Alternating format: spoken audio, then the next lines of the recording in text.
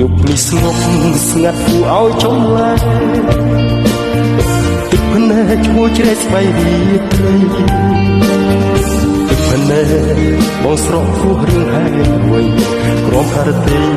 កណ្ដាលភពលួងលួយបងអង្គុយញ៉ាំស្រាលេទឹកភ្នែកនឹកអូនពេកស្ទើរបែកគ្រូហើតើដឹងទេនេះមេបងនឹកត្រាអាចទៀតជ្រៅណាស់ហើយនឹកបងទេព្រោះនឹកទឹកភ្នែកឈ្មោះជ្រែកស្បៃរីត្រីទឹកភ្នែកបងស្រក់គ្រោះរឿងហេតុអ្វីក្រំហរទេ